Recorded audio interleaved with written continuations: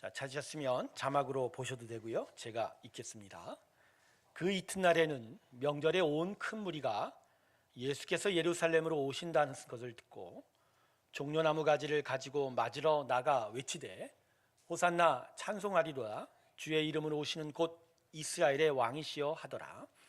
예수는 한 어린 나귀를 보고 타시니 이런 기록된 바 시온 떠라 두려워하지 말라 보라 너희 왕이 나귀 새끼를 타고 오신다 함과 같더라. 제자들은 처음에 이 일을 깨닫지 못하였다가 예수께서 영광을 얻으신 후에야 이것이 예수께 대하여 기록된 것임과 사람들이 예수께 이같이 한 것임이 생각났더라. 나사로를 무덤에서 불러내어 죽은 자 가운데서 살리실 때 함께 있던 무리가 증언한지라. 이에 무리가 예수를 맞으면 이 표적 행하심을 들었음이로라. 바리새인들이 서로 말하되 볼지어다 너희의 하는 일이 쓸데없다 보라 온 세상이 그를 따르는도다 하니라. 우리 하나님께 영광의 박수 올려드리겠습니다. 아멘. 어느 학교에 한 아이가 지각을 했어요. 그래서 선생님이 이 아이가 왜 지각을 했는지를 물어봤지 않겠습니까? 근데 이 아이가 자기가 착한 일을 했다고 이야기를 하는 거예요. 오다가 보니까 동전 길바닥에 자기 동전을 흘리는 분이 있는데 그 동전을 같이 찾아주느라고 늦었다고 그러는 겁니다. 근데 선생님이 앞만 봐도 얘가 그렇게 또 착한 일을 할 것 같지는 않은 애거든. 그래서 이게 도대체 뭔가 계속 추궁을 했더니 이 아이가 이제 실토를 한 거예요. 사실은 그 사람이 흘린 동전을 자기가 발로 밟고 있었대요. 그러니까 이 동전을 주려면 이 아저씨가 빨리 동전을 찾다가 포기하고 가든지 빨리 가야 되잖아. 근데 자기는 또 그 밟고 있어야 되니까 같이 찾아줄 수밖에 없었다. 제가 이 예화를 접하고서 그런 생각을 해봤어요. 우리가 지금 하나님과 함께 동행하고 있지만 우리는 혹시 다른 것을 내 발밑에 깔아놓고 혹시 그것 때문에 그러지는 않았는지. 오늘이 종료주일이죠. 종료주일에 사실 생각해 봐야 될 것은 바로 이겁니다. 우리가 진짜 하나님을 섬기고 있는지, 하나님과 마음을 같이 하고 하나님이 원하시는 나라를 바라보고 있는지. 오늘 말씀은 바로 여기에 대한 말씀입니다. 오늘도 깨어 말씀의 그 진리를 마음에 새기시고 듣는 귀한 은혜가 있길 주님의 이름으로 축원합니다. 기도하겠습니다. 하나님, 하나님의 진리가 우리 마음에 새겨지기 원합니다. 우리가 무엇을 위해 이 자리에 있고 무엇을 바라봐야 하는지를 이 말씀을 통해 바로 알게 하여 주시옵소서. 감사드리며 예수님의 이름으로 기도드립니다. 이전부터 교회는 오늘 말씀에 기록된 대로 예수님께서 이 예루살렘에 들어오신 이날을 가리켜 종료주일이라고 했습니다.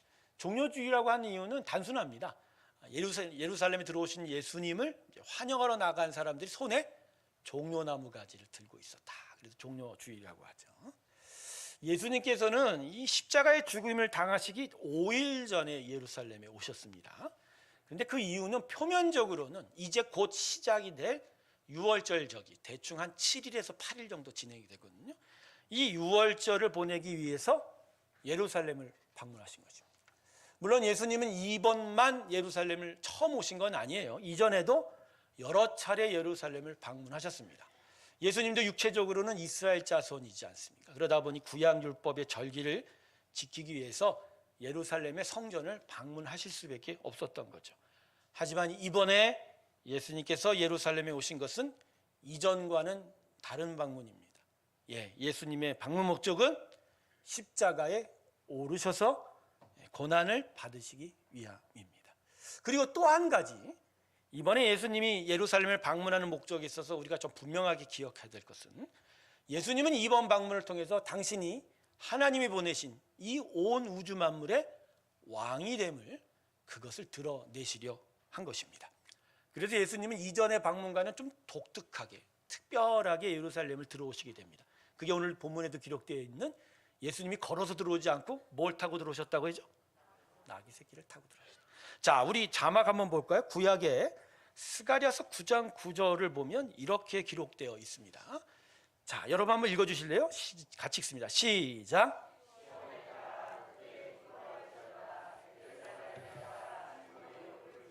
보라, 내 왕이 내게 임하시나니 그는 공의로우시며 구원을 겸손하여 나귀를 타시나니 나귀의 작은 것 곧 나귀 새끼. 분명히 스가랴 선지자를 통해서 장차 오실 메시아는 뭘 타고 오신다? 나귀 타고 오신다. 그래서 이 예언 때문에 이스라엘 사람들은 익히 잘 알고 있어요. 메시아가 오신다면 무엇을 타고 예루살렘에 들어오신다? 나귀 새끼 타고 오신다. 그러니까 예수님은 이 유월절을 지키고자 온 이스라엘 전역에서 모인 사람들 앞에 나귀 새끼를 타고 예루살렘에 들어오시면서 뭐라고 얘기하신 거죠? 내가 바로 그이다. 스가랴서 9장 9절이 말씀하는 메시아가 바로 나다라는 것을 알려주는 거죠. 그러니까 내가 바로 메시아고 내가 바로 하나님이 이 땅에 보낸 왕이다. 참된 왕이다. 이렇게 얘기하죠. 하지만 이스라엘 사람들은 이날 예수님을 왕으로 맞이하지 않았습니다. 좀 더 정확하게 얘기하면 이스라엘 사람은 예수님을 이스라엘 나라만을 위한 왕으로 맞이했다는 거죠. 즉 온 우주 만물 하나님이 보내신 하나님 나라의 왕으로 영접한 건 아닌 거예요. 자, 그 증거가 뭐냐면 오늘 본문을 보면 13절에 이스라엘 사람들이 예수님을 어떻게 맞이했는지를 자세하게 기록되어 있습니다. 본문 13절 한번 볼까요? 이렇게 기록하고 있네요. 종려나무 가지를 가지고 맞으러 나가 외치되 뭐라고 하죠? 호산나 찬송하죠. 주의 이름으로 오시는 이 곧 이스라엘의 자, 여기 두 가지가 있어요. 먼저 종려나무 가지를. 자, 아까도 얘기했지만 종려줄이라는 건 이 종려나무 가지를 가지고 이스라엘 사람들이 예수님을 환영한 일인데 여러분 이건 그냥 아무 뜻 없이 한 게 아니고요. 왕과 같은 고귀한 자가 개선을 할 때면 그 백성들이 길가에 돌아서서 이 종려나무 넓은 잎사귀 가지를 흔들어대서 일명 말하면 폼나게 왕을 환영하게 된 거죠. 여러분 북한 열병식 때 같은 거 보면 북한 주민들이 막 손에 큰 걸 쥐고서 막 흔드는 거 보셨죠? 되게 폼나지 않습니까? 바로 그러한 장관을 바로 이 백성들이 이렇게 연출한 거고요. 또 하나 의미가 뭐냐면 존귀한 자가 먼지 가득한 땅을 밟지 않게 하기 위해서 가지에 겉옷도 벗어 던지지만 이 종려나무 넓은 잎까지도 바닥에 깔아서 그 왕이 그 먼지 묻은 땅을 밟지 않게 하려는 극진한 섬김도 여기에 의미가 포함되어 있는 거예요. 자, 두 번째는 뭐라고 소리쳤다고 하죠? 호산나. 호산나. 여러분 호산나는 아람어예요. 당시 이스라엘 사람들은 히브리어에서 약간 변형된 아람어를 쓰고 있는데 호산나 호산나고 했죠. 여러분 이 호산나의 의미는 뭐냐면 왕이여 우리를 구하소서. 우리를 구하소서. 그러니까 위대한 왕을 향하여 당신이 다스리시고 우리를 부강하게 하소서. 번영하게 하소서. 이런 의미가 담겨져 있는 거예요. 사실 이런 모습을 보면 이스라엘 사람들은 예수님을 진짜 왕으로 영접한 것 같습니다. 오늘 보면 19절을 보세요. 예수님을 시기하고 비방하던 바리새인들이 자기들끼리 뭐라고 얘기합니까? 보라, 온 세상이 그를 예수님을 싫어하는 자들도 그날의 분위기는 뭐라고 평가해요?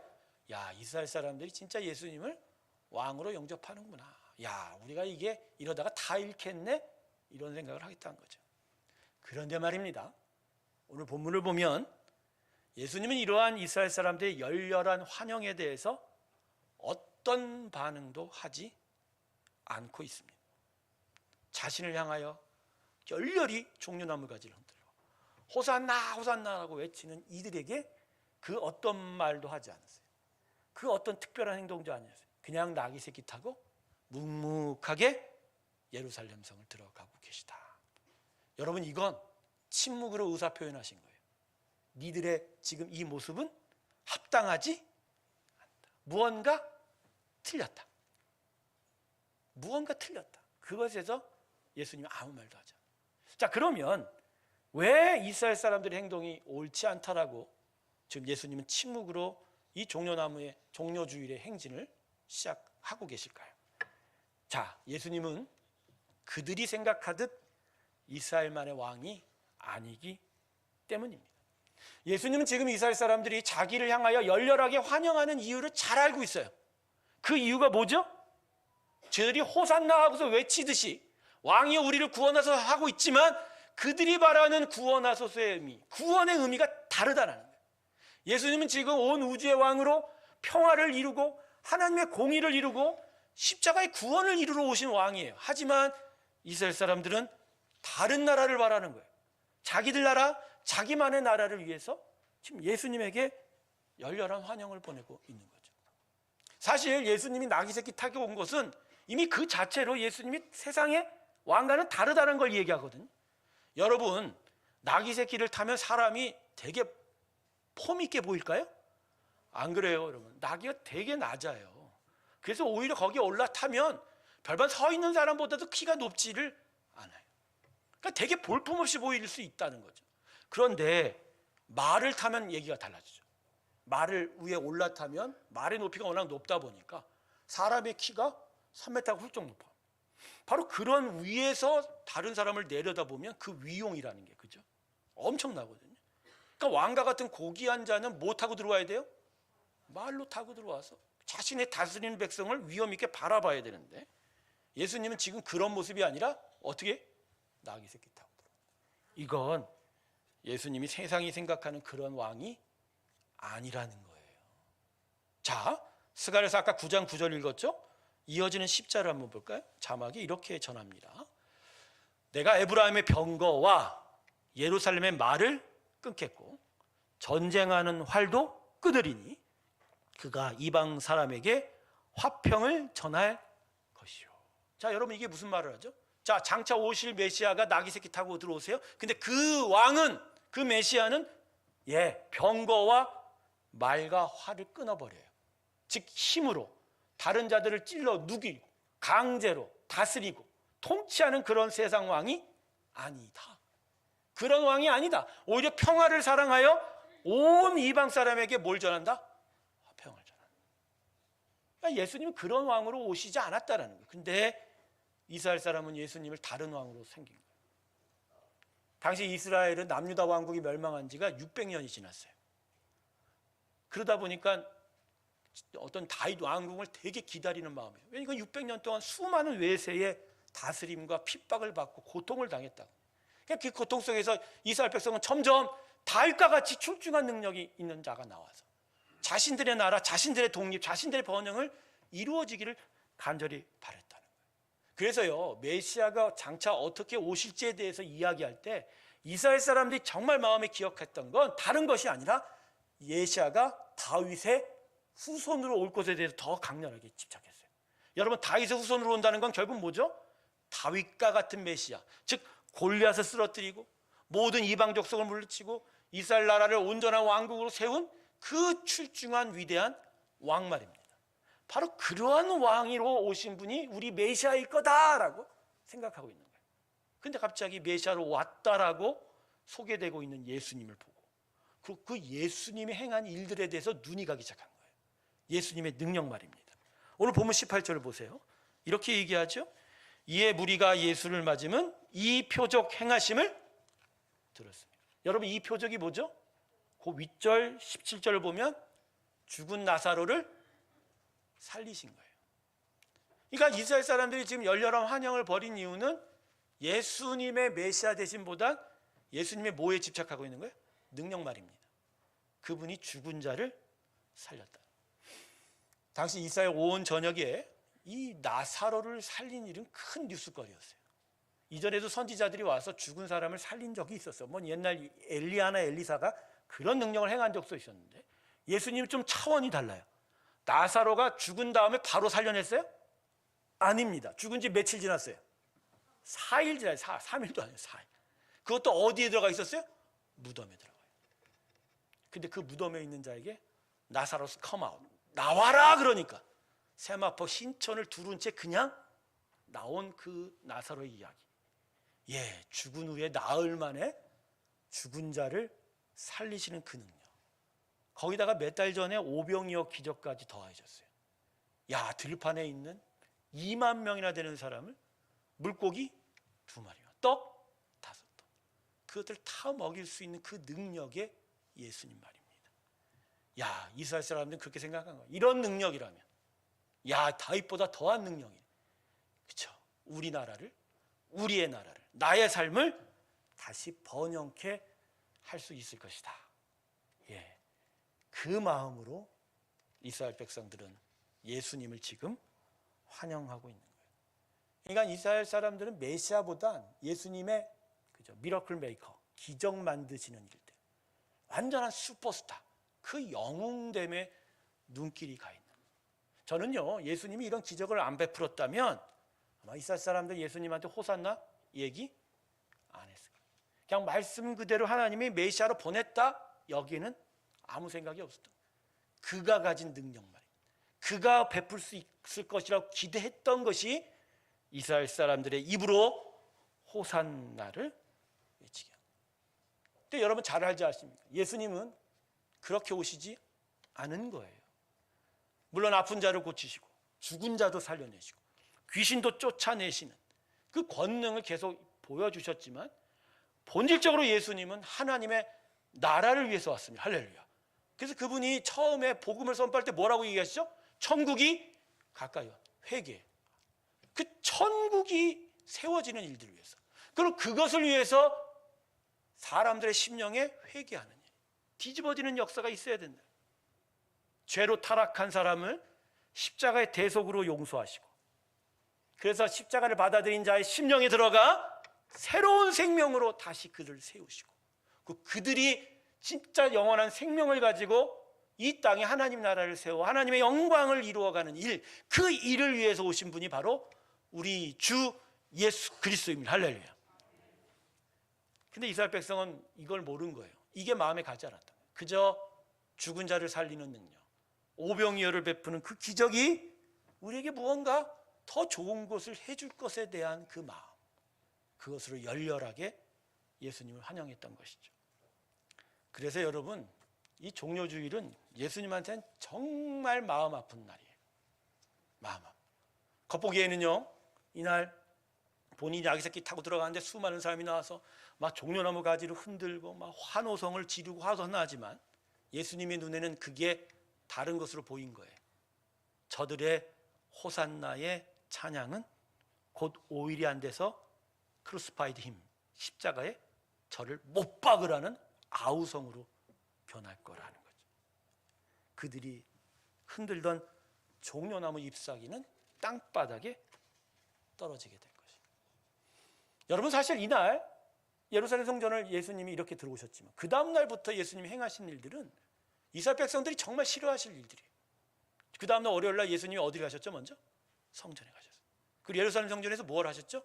성전을 정하셨어요. 환전상의 의자와 책상을 엎으시고 마음대로 성전을 지나다니는 사람을 질책하시며 하나님의 나라의 일들을 그들에게 분명하게 가르쳤습니다.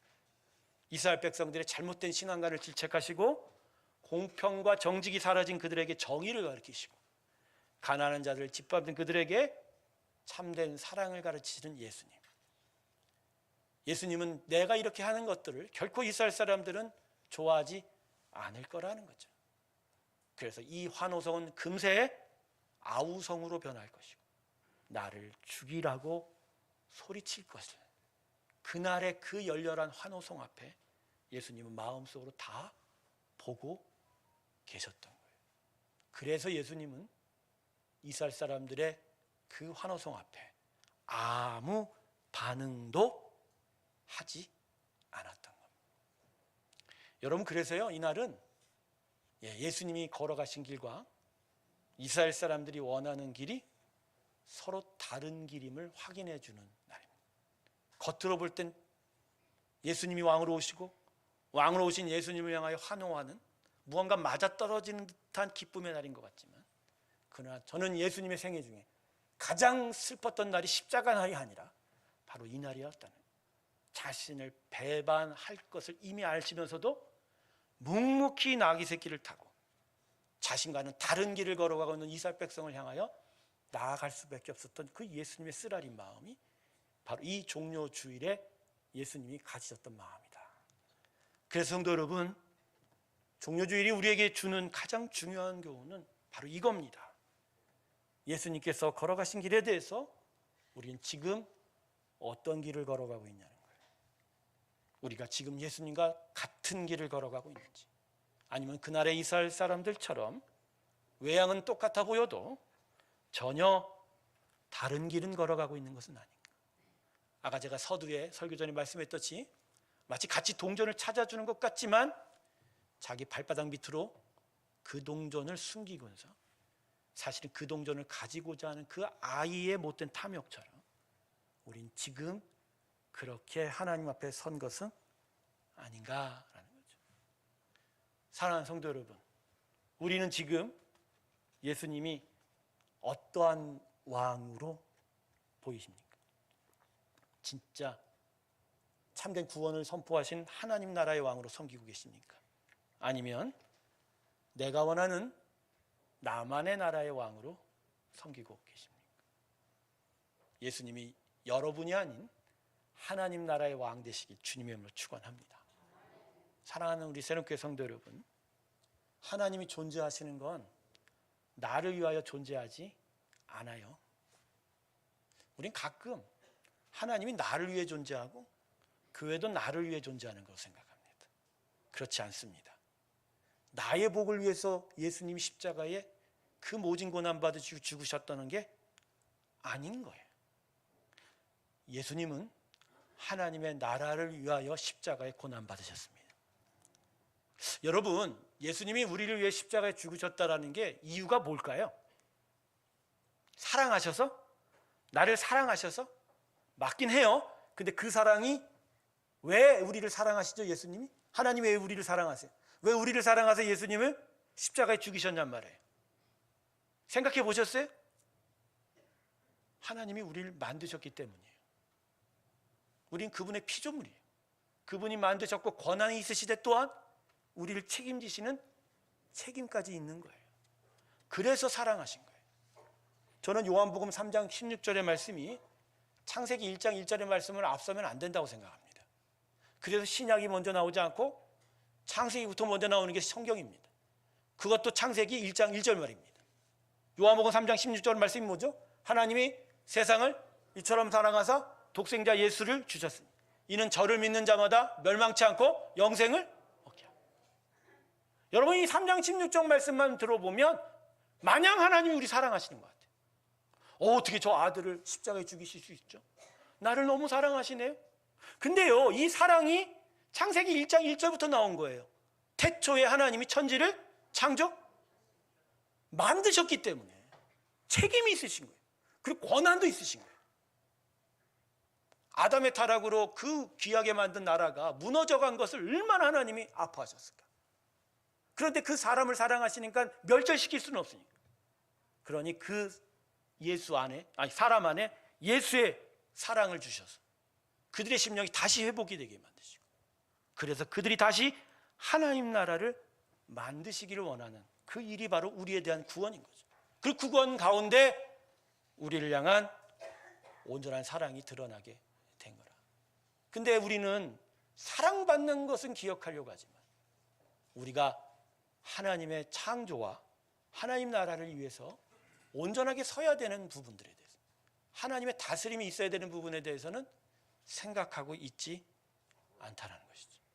십자가의 사랑을 인정하는 자는 창세기 1장 1절에 하나님의 주권도 또한 순종하며 받아들입니다. 그럴 때 비로소 우리는 하나님과 같은 길에 가게 되어 있는 거예요. 성도 여러분, 그래서 오늘 이 종료주일에 우리가 회복할 믿음은 이런 믿음이에요.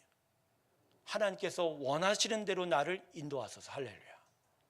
예, 당신의 뜻이라면 혹시 가난하여도, 혹시 부자가 되어도 가장 선한 뜻으로 우리를 인도하소서. 어렵죠, 여러분? 근데 여러분, 이런 신앙의 고백이 없다면 우리는 결국 예수님을 십자가에 못 박으라 소리쳤던 이스라엘 사람과 별반 다르지 않다라는 거. 겉으로는 호산나의 한호성을 매주일 보낸 것 같지만 우리는 예수님과는 완전히 다른 길을 걸어가고 있지 않냐는 것이죠. 다시 한번 마음에 돌이켜보세요. 나는 지금 나의 나라를 바라보고 있는지 아니면 하나님 나라를 바라보고 있는지. 하나님 나라를. 여러분, 하나님을 믿는 자는 하나님과 같은 길을 걸어가는 자예요. 그래서 성경은 이런 것을 동행이라고 하죠.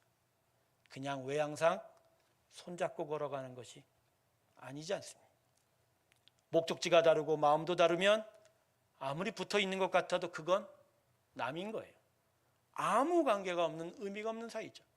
하지만 진짜 내가 하나님께 의미가 있다면 그분이 걸어가시는 길에 나도 같이 가야 되고, 그분의 마음에 내 마음도 같이 해야 되고, 그분이 바라보는 것을 나의 목적지로 삼아야 하는 것이죠. 그럴 때 비로소 우리는 참된 동행, 하나님과 같이 가는 귀한 믿음이 우리 가운데 있게 될 줄로 믿습니다. 여러분, 그래서요, 우리에게 필요한 것이 있어요. 그건 바로 눈으로 보는 신앙이 아니라 진리의 말씀으로 이 마음에 새기는 신앙인 거죠. 아담의 타락이 어떻게 진행이 됐죠?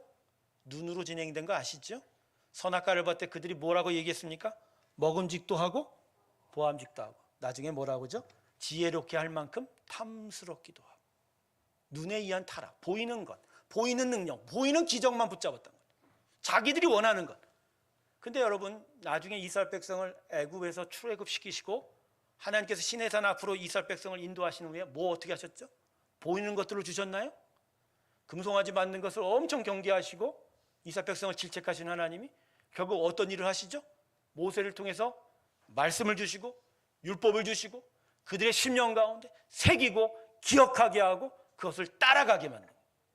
보는 것이 아니라 말씀을 쉐마, 듣는 것으로 진리가 이 심령에서 역사하다. 여러분, 눈으로 보는 기적은 사람을 변화시키지 않아요. 여러분 잘 아시잖아요. 홍해가 갈라졌어도, 반석에서 물이 나와고 만나와 메추리가 쏟아졌어도 이스라엘 백성이 변했습니까? 이스라엘 백성이 변했어요? 근데 마가의 다락방에 모였던 120명이 성령의 충만을 받고 성령이 임하고 말씀이 임하고 이 안에 심령이 바뀌자 그들은 변했어요. 거기서부터 교회가 세워지고 하나님 나라가 생겼습니다. 할렐루야. 바로 이거예요. 왜 심령이 가난한 자가 복이 있죠? 눈에 보이는 부유함이 복이 있는 게 아니라 왜 심령이 가난하면? 이 마음 안에 하나님의 진리와 하나님의 은혜가 갈급하여 그 말씀을 받고자 하는 마음이 천국이 임하는 거예요. 할렐루야. 여러분, 그래서 기도하고 말씀 보라는 겁니다. 눈에 보이는 것들이 우리를 흔드는 게 아니라 여기에 가득한 진리가 우리를 끌어가는 게 바로 진정한 참된 믿음의 삶입니다. 할렐루야. 어제 저녁에 아내가 불광천을 가보자 그래요. 퇴근 하나 없이 넘어서 했다가 밤에 야경에 그게 어떤 거 하는지 보재. 그래서 제가 차를 타고 봤어요. 좀 멋있긴 하대요. 근데요, 저는 그런 마음을 가져요. 어떤 마음이에요? 저러다가 내일 교회 안 오면 어떡하지? 항상 저는 그래요. 왜냐하면 사람은 눈에 취해버리면 그 본 것에 빠져버려요. 제가 지난주에 얘기했잖아요. 꽃을 보며 기쁨을 얻되 하나님을 생각하여 예배하는 게 바람직한 사람이에요. 사람은 하나님을 생각하지 않고 꽃 속으로 그냥 돌진에 빠져버리는 거예요. 그러면 멸망하는 거죠.